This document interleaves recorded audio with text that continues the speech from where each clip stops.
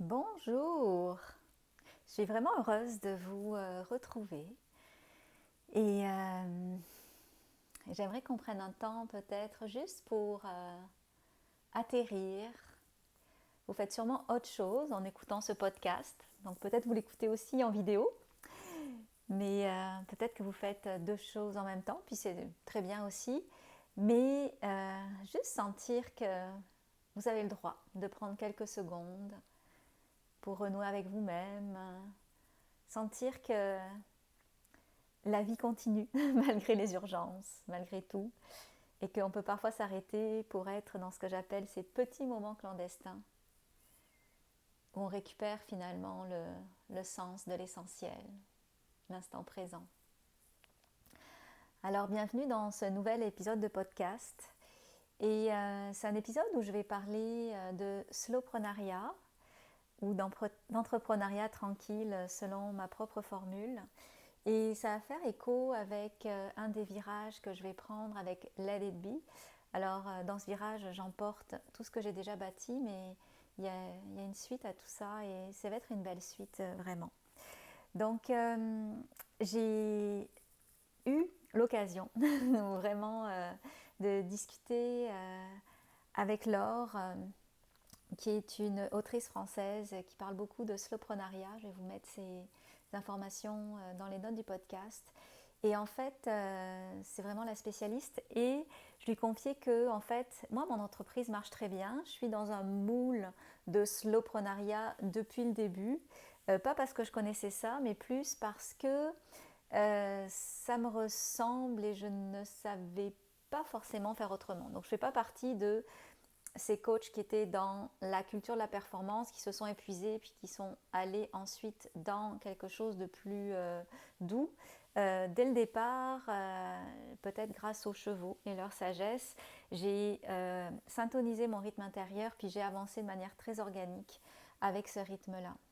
Et en fait, j'ai toujours pensé que j'étais l'exception dans mon domaine, d'avoir si bien réussi selon mes propres critères. Tu sais, je ne lancerai pas un débat, c'est quoi avoir réussi, mais d'avoir quand même depuis 10 ans une entreprise qui me permet de vivre, de bien vivre et de pouvoir être généreuse aussi, mais surtout d'avoir un impact social. Je ne pensais pas finalement que ma formule était une formule éprouvée. Heureusement, ce que j'ai compris en côtoyant Laure, en discutant avec elle pour un projet qui sort en septembre, qui est notre projet secret, je vous en reparlerai en temps utile, ça va être un projet merveilleux. Et donc, c'est pas un projet qu'on a ensemble, mais bon, en tout cas, vous allez voir. Et Laure m'a expliqué qu'en fait, les slowpreneurs, on est comme une minorité silencieuse, dans le sens où on est beaucoup, pour qui ça marche, pour qui, tu sais, on fait nos affaires, les choses se passent très bien, mais on ne fait pas trop de tapage autour du fait que notre entreprise marche. Et donc, en fait, on est toujours pensé en train de se dire qu'on est l'exception qui confirme la règle. Alors que non, on est une tonne finalement de petits entrepreneurs partout au Québec et en France, Laure est française, qui finalement vivons correctement de notre activité grâce au fait de quoi? D'avoir écouté nos repères profonds intérieurs. Donc, ça, c'est la première chose. Ça m'a donné beaucoup confiance finalement d'en parler parce que je me dis, ben, je ne suis pas l'exception. Je suis une des personnes finalement qui a fait partie du problème parce qu'elle ne parle pas assez de ce slowpreneuriat-là. Bon, j'ai parlé de l'entrepreneuriat conscient qui est un tout petit peu différent. L'entrepreneuriat conscient, on est beaucoup dans l'impact social, dans l'importance du sens. Mais bon, on peut faire l'entrepreneuriat conscient en s'épuisant un peu. Mais j'en parlais pas tant dans slowpreneuriat, je parlais beaucoup, c'est sûr, de ralentir ou autre, mais pas tant du lien finalement qu'il peut y avoir entre réussite en affaires et slowpreneuriat. Donc voilà, je vais peut-être me mettre plus à en parler. D'autant plus que dans nos discussions aussi avec Laure, il y a quelque chose qui m'a vraiment beaucoup confortée, c'est de savoir que souvent on a l'impression que les slowpreneurs, c'est des personnes qui sont un peu molles et sans ambition. Alors ça va peut-être avec l'idée du slow. Mais en fait, je trouve qu'il y a vraiment quelque chose d'extrêmement, comment dire, il y a une ambition, il y a quelque chose d'extrêmement ambitieux quand on parle de slowprenariat, et cette ambition, elle est souvent sociale. On veut avoir un impact, on veut changer le monde à notre façon, et on le fait à notre rythme, un rythme juste, mais on le fait aussi évidemment sans ces injonctions de toujours plus vite, toujours plus d'argent, toujours plus sortir de sa zone de confort pour montrer à je ne sais pas qui, c'est l'univers je crois, qu'on est willing pour la suite. Bref, c'est quelque chose de très respectueux, de très écoféministe même. Et donc, ça ne veut pas dire que parce qu'il n'y a pas ces grandes démonstrations de toujours plus, très young finalement, qu'il n'y a pas d'ambition au final. Il y a une ambition dans le slowprenariat, et moi je la sens, cette ambition, cette envie finalement de faire remonter sur le devant de la scène toutes ces connaissances autour d'une saine façon de vivre sa vie qui est très très inspirée de la pleine conscience. Puis on le voit aussi dans les écrits de grands penseurs justement en termes dans le monde de la psychologie et de la pleine conscience. Je pense par exemple à Teasdale d'Oxford qui nous dit qu'en fait la clé c'est d'apprendre à vivre avec cette conscience pleine, cette grande conscience au quotidien qui va faire en sorte que la souffrance va s'atténuer, l'altruisme va reprendre ses droits, le rythme intérieur qui est finalement le respect de son propre être va être ménagé. Ça se joue vraiment à tous les niveaux. Et quand je dis remettre au devant de la scène, c'était dans l'idée qu'il y avait comme quelque chose à déterrer pour vraiment le présenter comme étant quelque chose qui va être valable et qui va être aussi la clé finalement dans les prochaines années. Donc, je ne dis pas à tout le monde de faire du slowprenariat, et peut-être que, bon, si vous m'avez écouté jusqu'ici, peut-être que vous êtes très intéressé, vous êtes déjà entrepreneur ou intéressé à le devenir, mais en même temps, peut-être aussi que vous travaillez dans une entreprise et vous vous dites ça me rejoint peut-être un peu moins. Je ne pense pas, parce que c'est d'abord une façon de penser, une philosophie d'être qui va vraiment vous permettre de vivre une vie beaucoup plus satisfaisante. Et plus finalement on va être de personnes à le revendiquer, cette vie en pleine conscience, cette vie où on va oser finalement s'afficher, en parler, plus finalement ce qui était une minorité, peut-être une minorité, majorité, je ne sais pas, mais qui était silencieuse, ça c'est sûr, de slowpreneurs, mais ça va reprendre le dessus et ça va faire en sorte que d'autres personnes vont se sentir inspirées. Et moi, c'est quelque chose que je constate en fait. Bon, c'est sûr qu'il y a un lien à faire entre slowprenariat et pleine conscience. Je le vois parce que dans la formation, quand je forme les futurs professeurs de méditation, c'est sûr que mon travail, c'est de donner beaucoup de connaissances théoriques, pratiques, pour pouvoir les former à guider des méditations, à enseigner la pleine conscience, à introduire la pleine conscience dans leur posture intérieure, thérapeutique pour leurs clients, à intervenir aussi avec la méditation en coaching ou en intervention individuelle. Vous voyez le topo. Mais les retours que j'ai, surtout depuis les dernières années, c'est de voir à quel point cela les a transformés au niveau intérieur, et que maintenant ils se respectent. En se reconnectant à eux-mêmes, ils se sont totalement, on est toujours sur un chemin, mais en tout cas, il y a eu ce total respect de qui ils sont. On ne peut pas retourner en arrière quand on est capable de se sentir profondément, de sentir notre être profond qui nous chuchote toutes nos bonnes idées, le tempo de notre rythme, la sagesse finalement du oui, du non, des limites à mettre. Bref, la sagesse aussi de prendre du temps pour guérir, de prendre du temps pour soi, dans le monde entrepreneurial aussi, par rapport à qu'est-ce qui nous arrive dans l'entrepreneuriat. Ça, j'en parle dans mon livre d'ailleurs. Mais bref, tout ça, ça fait en sorte que la transformation profonde, elle se crée d'abord dans la connexion à soi-même.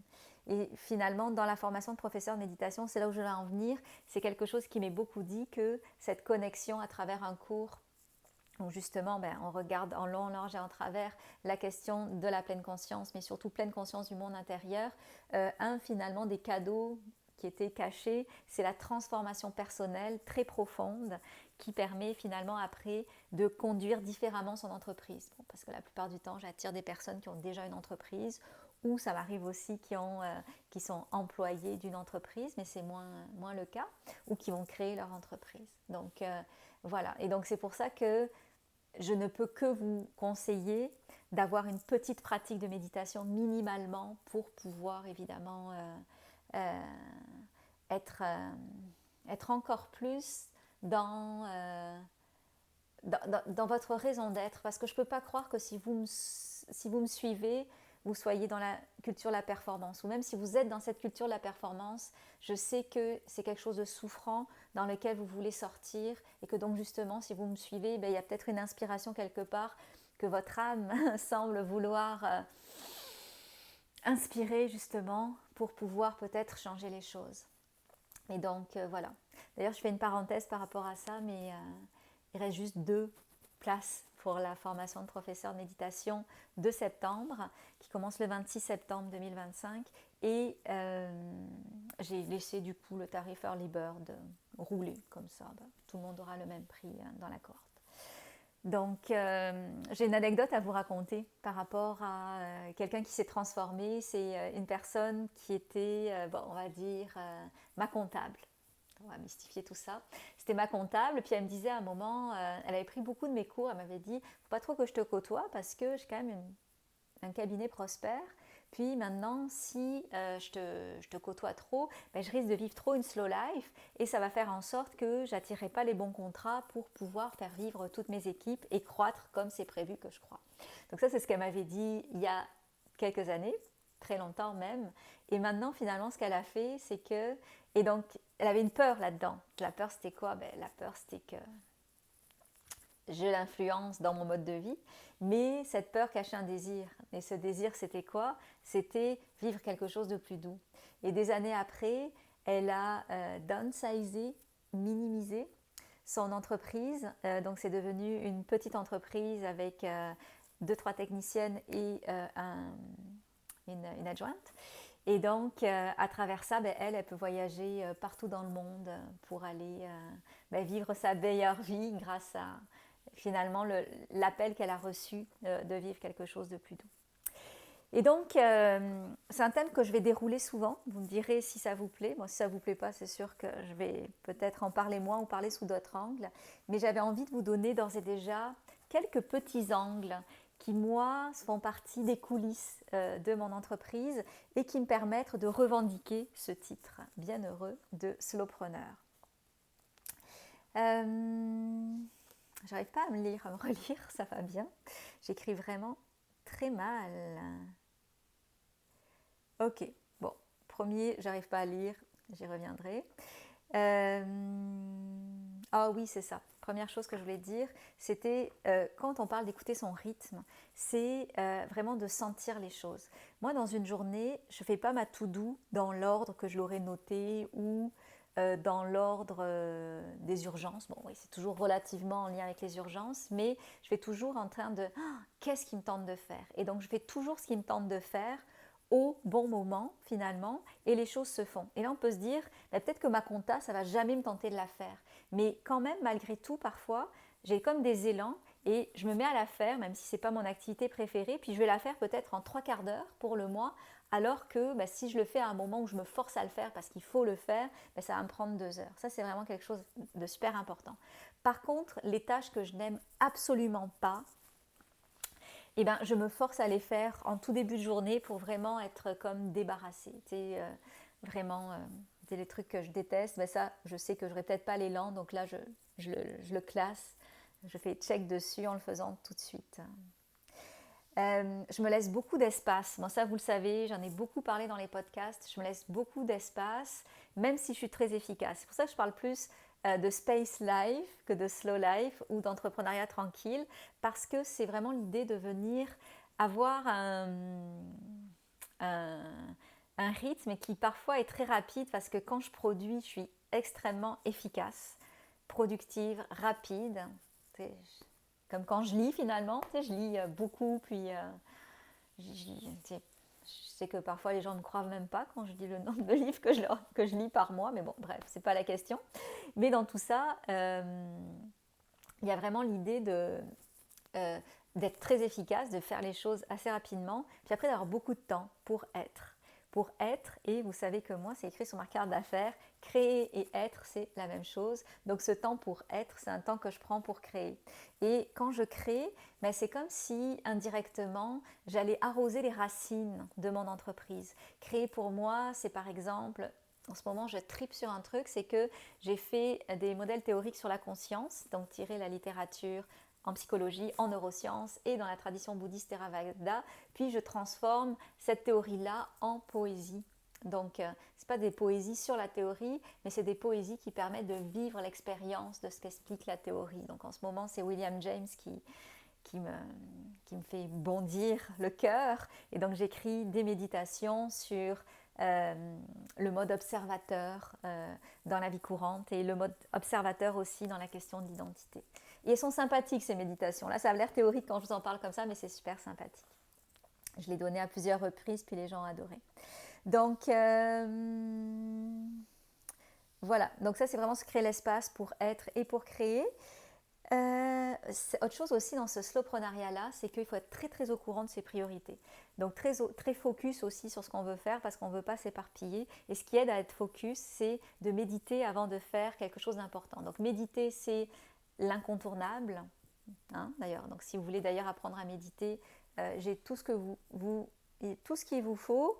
Puis si je ne l'ai pas, j'ai formé suffisamment de profs, 600 depuis mes débuts, pour que vous trouviez quelqu'un qui peut vraiment vous aider à méditer. Donc ça, je peux juste vous conseiller de commencer à méditer. Et donc, avant de faire quoi que ce soit, pour être sûr d'être bien aligné avec moi-même, évidemment, je médite. Et récemment, vous allez voir, avec Joanie Alacron, on a un grand projet qui sort cet automne.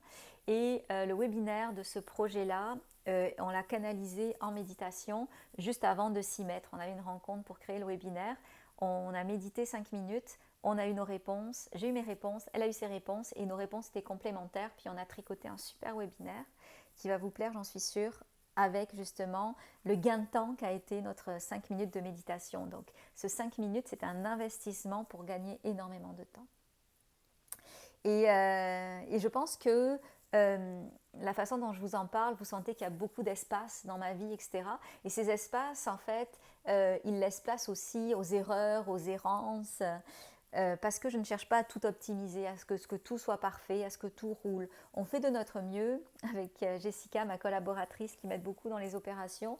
On fait de notre mieux, mais j'ai arrêté de vouloir écouter ceux qui me proposaient mille et un trucs techniques, façons de faire pour pouvoir tout optimiser. Je trouvais que ça me stressait parce que c'était jamais assez d'une part, et d'autre part, c'est comme si, ça c'est Laure qui en parle beaucoup, c'est comme si nos errances, ça crée une forme de robustesse dans notre entreprise parce que c'est pas comme une horloge qui serait trop sophistiquée et puis qui risquerait de péter à tout va. Là, c'est comme des bons gros, une bonne...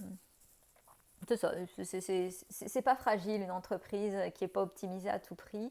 Donc voilà, donc ça c'est le conseil aussi que je mettrai de l'avant si l'entrepreneuriat slow vous intéresse. Évidemment, je mettais aussi l'importance d'être toujours connecté à mon intuition. Donc je l'ai dit avec l'idée de méditer, mais ces espaces finalement, ces espaces que je crée, pour créer, si vous me suivez. Ces méditations aussi que je me donne avant d'agir, c'est aussi une voie directe vers mon intuition. Et mon intuition, je l'écoute.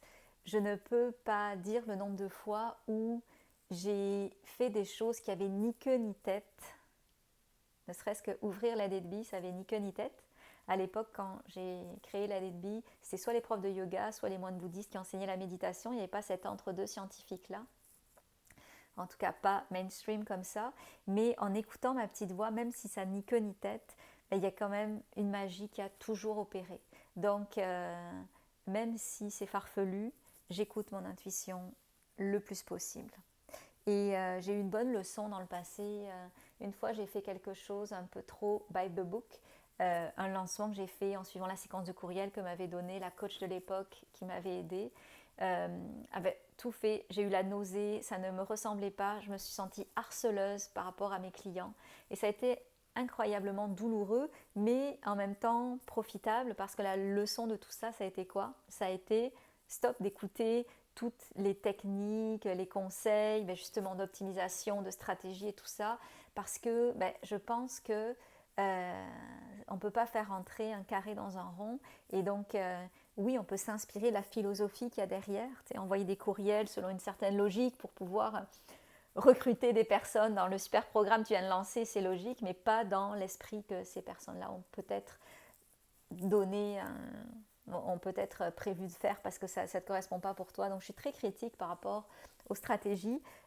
Trop clé en main finalement. Je suis pas du tout je suis dans l'idée qu'il faut avoir de la suite dans les idées. Notre intuition nous donne une bonne partie de cette suite dans les idées. Parfois, mon intuition me chuchote des choses que ma tête comprend a posteriori, mais à côté de ça, il ne faut jamais écouter de manière aveugle, mais en tout cas, j'espère que vous écoutez personne de manière aveugle, mais de faire ce que les gens vous vendent comme recette. Et voilà. Puis le peut-être dernier détail, j'en parle toujours parce que c'est important, mais c'est absolument pas mon domaine. C'est quand on veut être slowpreneur aussi, et quand on n'est pas slowpreneur aussi du tout, en fait, mais peut-être encore plus quand on est slowpreneur, c'est d'avoir toujours un œil sur ses chiffres, ses dépenses, ses revenus, puis faire en sorte que finalement, il n'y ait pas de stress, trop de stress qui soit créé en lien avec ça.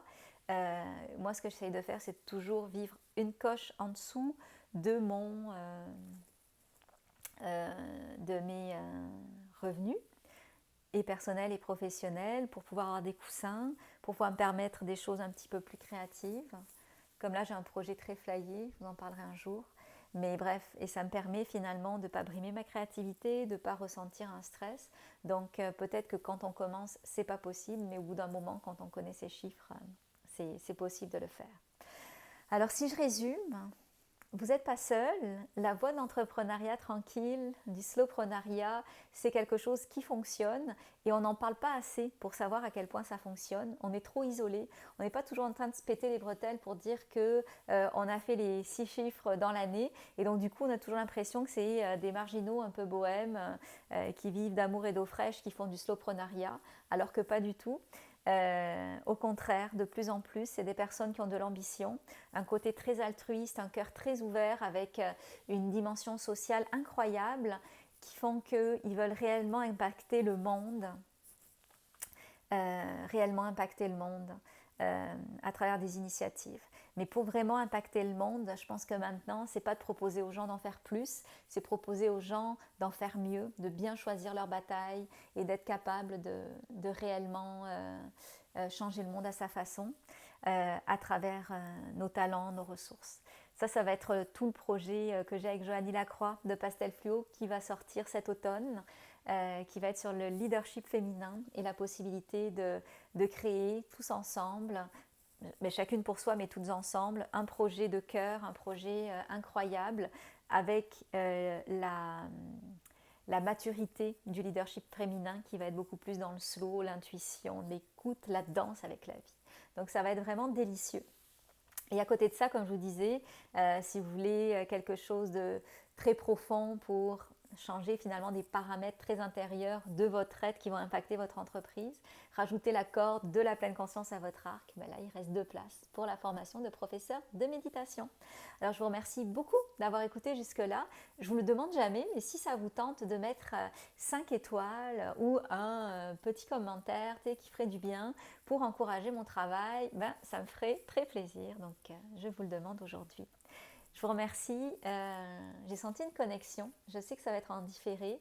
Parfois, les théories sur le temps nous disent que l'espace-temps il est élastique et que même si je l'enregistre aujourd'hui, cet après-midi, dans le creuset de mon petit bureau, si j'enregistre ce podcast aujourd'hui de manière solo, j'ai senti vraiment une connexion et je sais que mon message va se rendre. Alors merci infiniment.